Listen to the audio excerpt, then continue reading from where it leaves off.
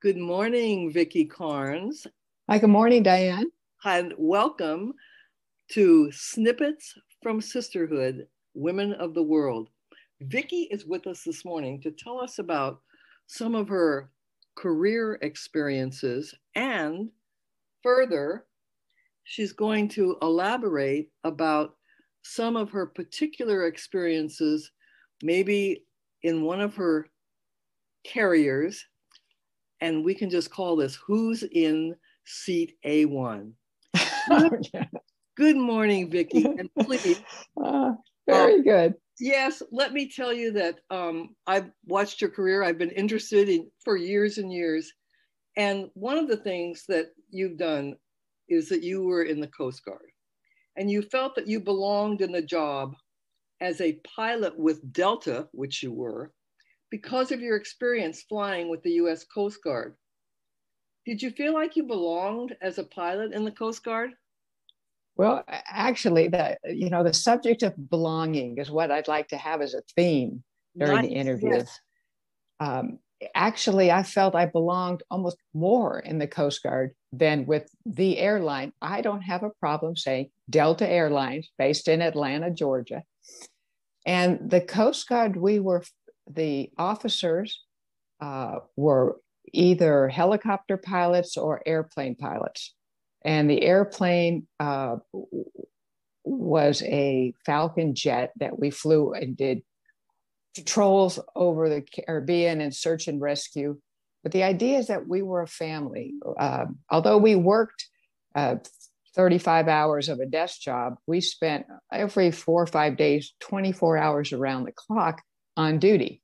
So that if a call came in about a boat that was sinking at 3 a.m., then the pilots, we would launch our aircraft, not always the helicopter, but sometimes just the helicopter or just the airplane. So the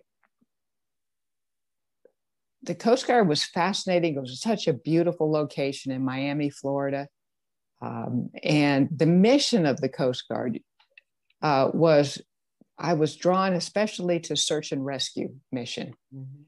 And the other reason I wanted to join the Coast Guard is that women were on equal footing. There already had been women in leadership roles in the Coast Guard.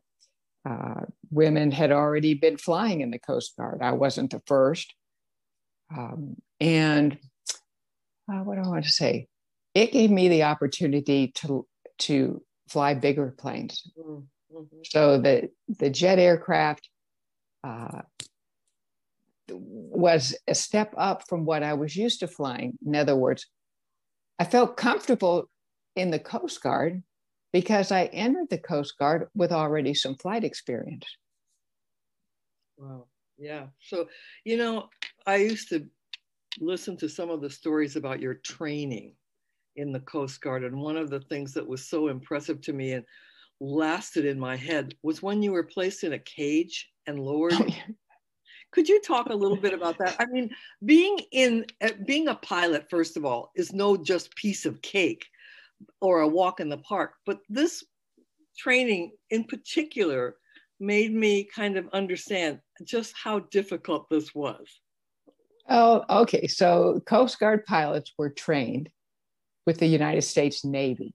So they had the facility in Pensacola, Florida, to train pilots. And one, as a naval aviator, over the water, we were trained in survival, water survival. And one particular, wasn't a cage, one particular challenging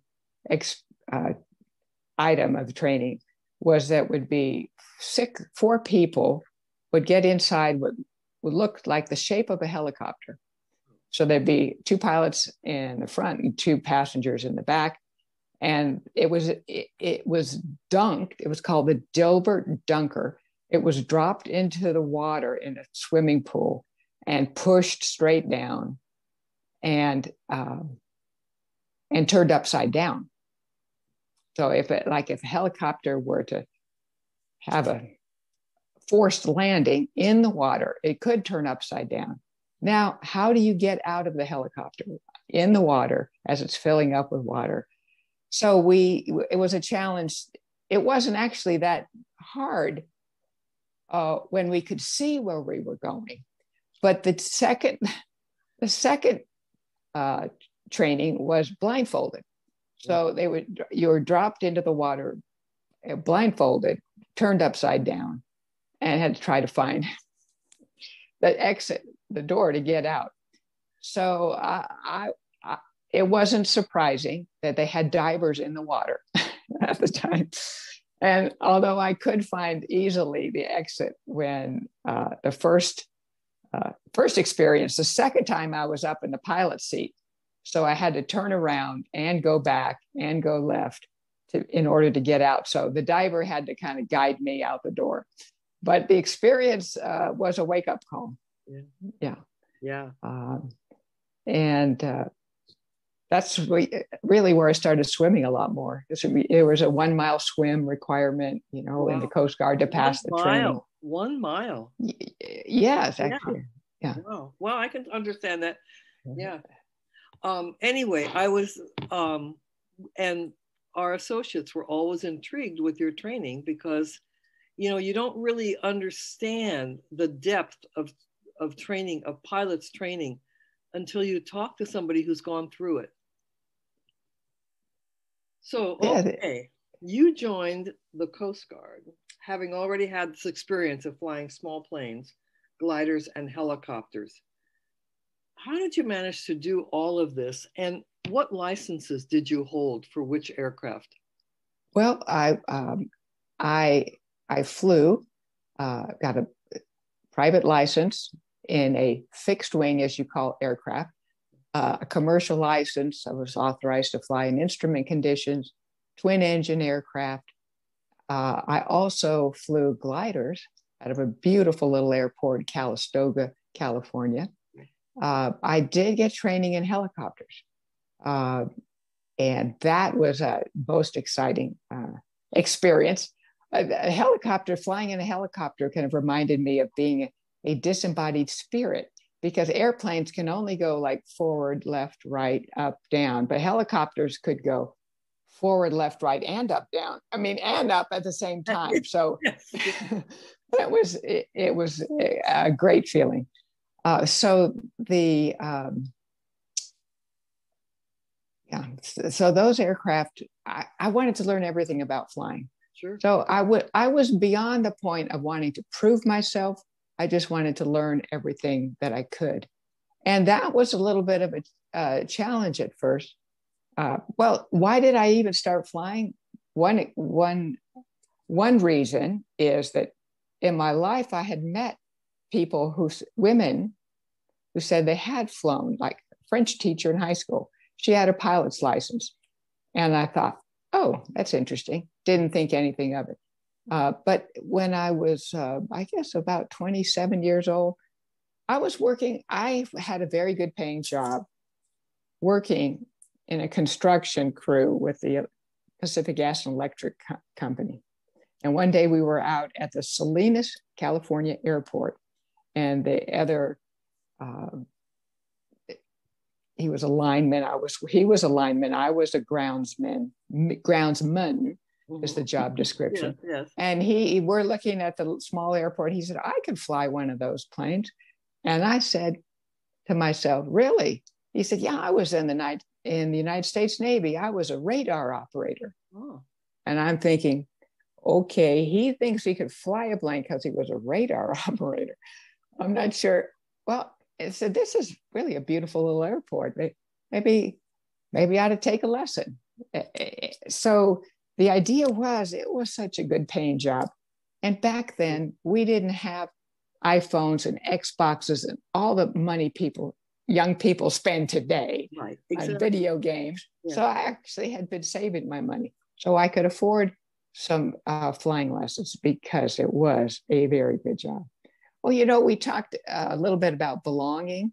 That particular job, because it was outdoor with electric line crew, I didn't necessarily feel like I belonged in that job, but I was I was challenged by it, and I did enjoy the experience of working outdoors, and it was just fascinating to understand how electrical lines worked, etc.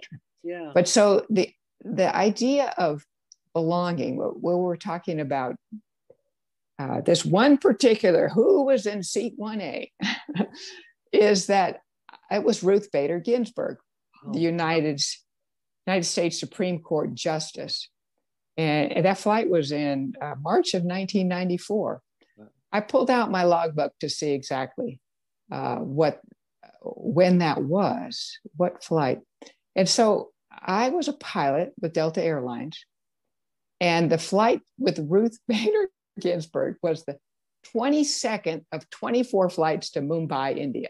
Oh my. So I was quite comfortable, familiar with the flights. I may have had more flights to India than any other pilot out of Atlanta. And I thought, well, how am I going to tell that story? What's this story about?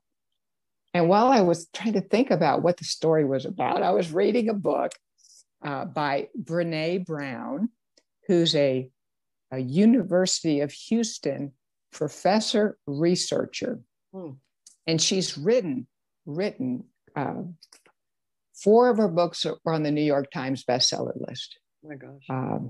And so she is also a speaker. And I would just, for listeners, if you're interested, Brene Brown, it's Brene Brown, has given what's called TED Talks. It's a video that anyone can access. And her TED Talk on vulnerability is one of the 5 most watched TED Talks ever. So she has over 50 million views of her TED Talk.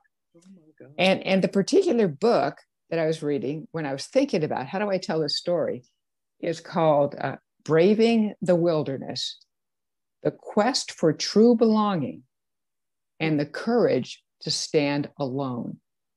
Right? So I wasn't able to say, well, what was it about that particular flight? What makes it a story? And I thought to myself, let me pull out my logbook. Sure. So I noticed a flight in March of 1994. And there's also a photograph of Ruth Bader Ginsburg in India in 94, riding on the back of an elephant with Supreme Court Justice Scalise. And so the key is they were in India. I was flying to India. And I realized on that particular flight, I was flying with 2 other extraordinary pilots. Wow. And why I say that. So it's a twin engine airplane.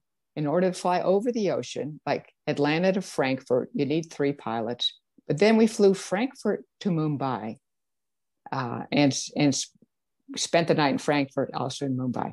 But so it was uncommon on a domestic flight to have 3 pilots in the cockpit. But what was special about these pilots is I was almost dumbfounded. My mouth dropped. It's like, where did you come from? They were talking about a book by M. Scott Peck, American psychiatrist, called The Road Less Traveled. And I thought, never do pilots ever talk. None of the pilots I have ever flown with at Delta have talked about human growth and development. All right. Yeah. So I realized that my brief encounter with Ruth Bader Ginsburg, who was in seat 1A on that flight from Frankfurt to Mumbai, is I made a restroom stop. So the restroom is right behind the cockpit door in front of first class. And I exited, the cockpit, and I entered the bathroom. And on my way out, I noticed it was Ruth Bader Ginsburg in seat 1A. So you recognized her? I did, of course. Yeah. And she'd been a justice for 2 years, I think, at that point. Yeah. And she's looking at me like, she reaches for her card and she's looking at me.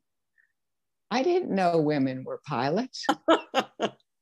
Oh. But the look on her face, I thought, I remember that. And I thought, that's odd. She didn't know women were pilots. Women, the first captain on an airline in the United States was in 1976. Yeah. Right. Female, and women captain on 747 aircraft. And, later than that. Was she joking or was she? I don't think she was. Wow. I think that what she saw was a good spirits. I was, maybe had a little light around my face, or was beaming or something, because I was flying with the crew that I thought were amazing, really, truly amazing. So that I said, I think I really belonged, Mm-hmm. I belonged in the job. But with this, there's a quote in the Braving the Wilderness book that says, in order to be able to have true belonging and the courage to stand alone, you need to have a strong back, a soft front, and a wild heart. Oh. And I've always had the strong back with flying, but I realized that I had a guarded front. I had my shields up when I went to work. But on this particular flight, the shields came down. My heart is like, wow, I'm amazed at you guys. So that right there is, I think she recognized that when she saw me. We're dealing with a person who many of us believe is more than an icon, that she's, what was it like? Did you shake hands? No, we didn't shake hands. She passed me her card, and I more than likely said something like, "We're so glad to have you with us today." Oh, that's lovely. Yeah. Which I tend to have a welcoming demeanor anyway, especially anyone tries to engage. Yeah. With the flight crew, we're happy to have you with us. Yeah. So, interestingly enough, while I was driving through the neighborhood, still thinking, what am I going to talk about this flight? I noticed there was a yard sign in front of someone's house, and it was a quote by Ruth Bader Ginsburg in the neighborhood. And it said, "Women belong in all places where decisions are being made. It shouldn't be that women are the exception." So there's the word belong again. Yeah.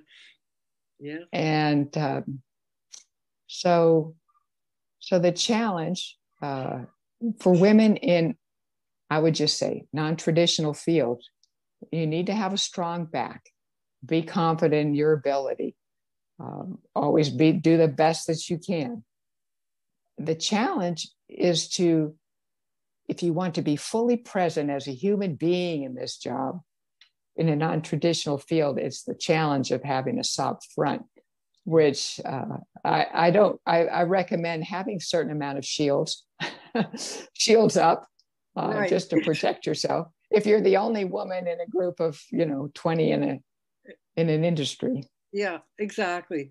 Vickie, we're going to take a short break, and then we're going to come back and we're going to talk about your education and what you did to help really facilitate your career as a pilot for Delta. We'll be back in just a minute on CalmUnity Global Internet Radio. Good morning again, and you're listening to CalmUnity Global Internet Radio. This morning, Vickie Karnes is with us. So many titles, Vickie. Pilot. Well, let's start from the very beginning. Farm worker, to increase Spanish knowledge. How about speaker around California on women in traditional careers? Pardon me, non-traditional careers. Yeah. Then pilot, aeronautical management, flying for Delta for 25 years. Can we talk a little bit about your education? I mean, you just didn't bounce into getting a bachelor's. It took a while, and you needed to find some direction. So at that point, what were you belonging to? I started college at one of the campuses of the University of California in Santa Cruz, Ooh. which is on the Pacific Ocean. It's one of the most beautiful campuses. I started as a psychology major, and I attended college for 2 years and realized I didn't have a direction. There was no clarity about where I was going. I also felt I hadn't really explored much of the world. So I left college and did some traveling in the Southwest, Tucson, Albuquerque, Santa Fe, Brownsville, Texas, even. And when I came back to Salinas, California, which is near Santa Cruz, in Northern California. And I still felt like, okay, now I've traveled a bit and I've seen how people live in other places, but what is it I can do? How am I going to earn a living? So it just so happened that one of my passions in high school and college was foreign language. So I studied Spanish in elementary school, French in middle and high school, and French in college. So I realized, well, there wasn't much French in Salinas Valley, California. I realized, I could go back and learn to increase my Spanish.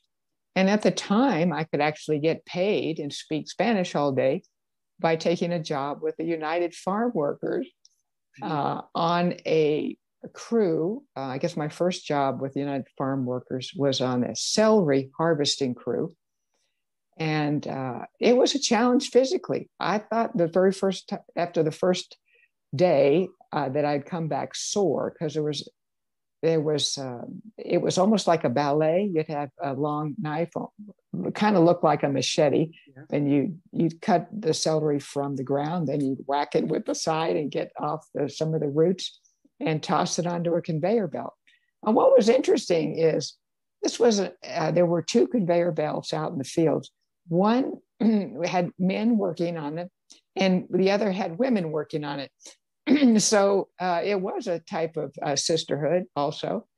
And I found that I was often paired up with one of the women that I thought was very funny. And her nickname was Maravillosa,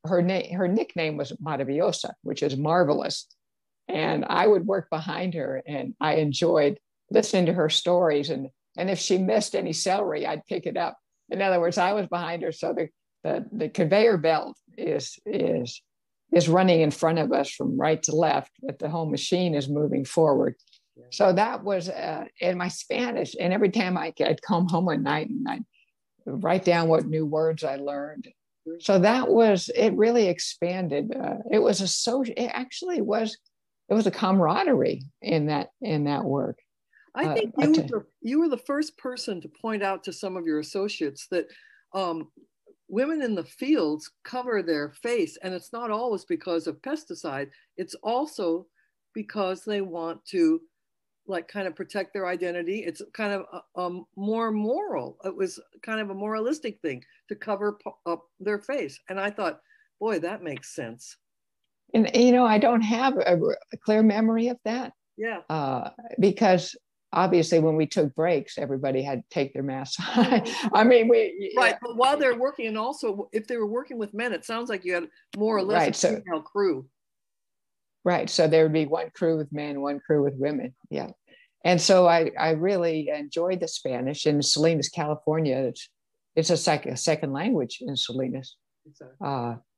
But I still felt like, I'm not sure what I know how to do. So I was always excited to learn new things. And my best friend's husband, really, was a cable TV installer. And he said, this is something you could learn. And I thought, well, that looks easy enough to do what you're doing with the cable. He said, well, yeah, but you have to learn to climb poles, telephone poles. And I went, climb poles? And he showed me his equipment. It's almost looked like a brace, but it just had one piece of metal as opposed to like a brace that has metal on both sides and a hook at the bottom, like where the arch of your foot is. And you strap it on your leg just below your knee. and you would 1 foot at a time, you could climb a pole. Now you usually had, once you got to the where you wanted to go on the pole, there was a strap that you could strap and hold yourself in position. So we actually, I'm not sure where he got this small telephone pole. Well, dug a hole in his front yard and put the telephone pole. It was in the country, I should say. It wasn't in the grass of the city. It was yes. And I would practice climbing up the pole, so that I could actually apply for a job doing exactly what he did as a cable TV installer with a different company. And so I had that skill. So that was an interesting, I still had not thought about going back to college.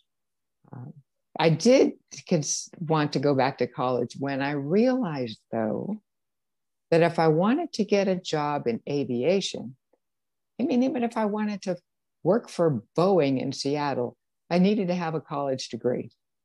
So when I realized that I wanted to work in aviation and I needed a college degree, well, guess what? Salinas, California had an aviation program at their community college. So I took a few classes there and then went to San Jose State University, where they had an aeronautical operations program. So I graduated from San Jose State University with a bachelor's of science in aviation operations. There are other colleges like that around the country, but they usually have other programs as well. The one college that is just aviation in the United States, maybe in other places in the world, is Embry-Riddle Aeronautical University. So you get a bachelor's degree there and flight experience. Wow. So, but I do the idea of loving languages. So that what made international flying so interesting to me, because I fly to Paris, speak French, Brussels, speak French, Madrid, speak Spanish. Then we got a new flight. Mind you, these were all flights that Pan Am sold to Delta Airlines. Mm-hmm. So Pan Am was the only U.S. carrier that flew into Moscow. So I started flying into Moscow. I realized I can't even read the street signs because they were not in English. So I learned the Russian alphabet, the Cyrillic alphabet, to be able to read the street signs, to take the train, go places. And so that was a real point of pride on my part that I understood that I could get around because I could read the street signs. That's no easy language. Yeah, but the Romance languages. Yeah, no, that's pretty amazing. So, if you were going to give any advice to young people, especially young people who have some type of penchant or desire to fly planes and even commercially, what would you tell them? Well, I'd say don't hesitate to find a mentor. Find someone who can be a role model that you can learn from. Someone who's been there before. For example, like when I was in the Coast Guard, there was no woman pilot I could talk to in the Coast Guard that I could learn how things are done or what to look out for. Be careful of this. Yes. But I think it's helpful. The fact that there is an organization called the International Society of Women Airline Pilots, and throughout the world, airline pilots, I can't tell you how many countries that have airline pilots, but a lot more. In fact, this group, International Society of Women Airline Pilots, we had a conference in Rome, Italy once. And it was, we were welcomed in Rome, Italy, because one of their well-known pilots, Fiorenza de Bernardi, invited us over. But it was interesting because at the time, Air Italia had no women pilots. So all the women's around the world come to Rome, and their own airline didn't have a woman pilot. So guess what? By the next year, they had hired a woman pilot because they'd seen all of us there. Exactly. That was strategically, that was beautiful. But the another organization which I'd like to recommend is called the 99s. And the 99s was formed in 1929, group of women that had pilot's license. And the first president of the 99s was Amelia Earhart. Oh my. And the reason it was called the 99s, because at that time, although there might have been more than 120 women pilots that had air licenses in the United States, there were only 99 charter members, right? Yeah. So if I tie the value of having, it's a sisterhood, really, a sisterhood of women flying smaller planes. And then I just talked about the sisterhood of women flying with the airlines. But when on my very first trip to India was not as a pilot with Delta Airlines. So in 1988 or 1889, only Pan Am flew into Mumbai. So I hopped on it as an airline employee. I could travel free. So I hopped on a Pan Am flight to Mumbai. But before I went there, I thought, I wonder if there are any women pilots. I didn't tell you why I was going to Mumbai, but I'll get to that. Well, I wonder if there's any women pilots in Mumbai. And sure enough, there was I don't know, since 1966, the Indian Women Pilots Association. Yeah. So I made sure to have contact, and I was invited over to meals and out and about and some touring, and I felt so welcome. But that's because of the connection that I had with the women pilots in the United States and through the 99s. Interestingly enough, at that time, women were already, there was already a captain. I think, the youngest woman 737 captain in the world was in India. Nivedita Basing, who is now still with flying internationally. I mean, flying with, now she's with Air India. Mm-hmm. But the idea is she spent 35 years as a pilot in India. Yeah. But the reason I went to India for the first time was I had been interested in developing, let's say, really honestly developing a spiritual side. Yeah. This did not come natural to me. I didn't grow up in a family that went to church. Right. But I was fascinated by sort of the energy and the peace of mind, which I certainly needed a lot of that calmness that came along with meditation. So my first 2 trips to India, like I wasn't exactly a tourist. I guess you could say I was a devotee, and I flew into Mumbai and went to an ashram, Gurudev Siddha Peeth, in Ganeshpuri. Mm-hmm. So that was the reason I even met the women pilots in Mumbai. And so, interestingly enough, one of the women pilots, I'm not talking about the airline, the women pilots who began in 1966, she worked for Indian Railways. And one of the things she did while I was staying with her, she said, let me show you how to ride the train to get to Ganeshpuri. So that was an interesting experience, because she said, oh, you're going to buy first class. Now, this was a short train. It was no air conditioning, but you're going to go first class. So what you do is you walk to the front of the line and buy your ticket, because you're on first class. And this is only, 45-minute train. Yeah. I said, you want me to go to the front of the line and buy a ticket? That doesn't feel good. No, you're going first class. You go to the front of the line. Oh my. Right. So I buy a ticket. So she showed that. So the next time I took the train, and I guess you call it a motorized rickshaw, auto rickshaw. Yeah. And I took that from the train station. Yeah. I took that to the ashram. Wow. Oh, so, but I think it was important to have that sort of bigger picture. Like, did being a pilot really help me develop my spiritual side, well, I don't know. But sometimes pilots have to do a check of the airplane when you do a walk around of an airplane to make sure there's no parts that are missing or broken, or there's grease and oils. So I would do these walk arounds, and I would say quietly to myself, God, if there's anything you want me to see about this airplane, please show it to me. Yeah. Right.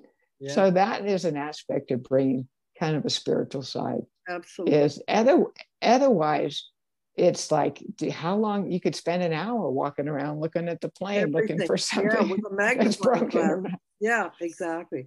Well, that's really, I mean, Vickie, at this point, you've really given me some examples, and you've given listeners some great examples of the importance of belonging and of really finding out what you want to do. It's okay for people to take a few gap years, getting their head straight on what they really want to do. So once again, thank you so much for being with us this morning. And we're going to ask you back because we've got some other things we'd like to discuss with you regarding, well, many things, but your job with PG&E was very interesting. And we may at some point talk about that. But until then, thank you so much for being on Snippets from Sisterhood, Women of the World. Thank you. My pleasure. My pleasure. Thank you, Diane.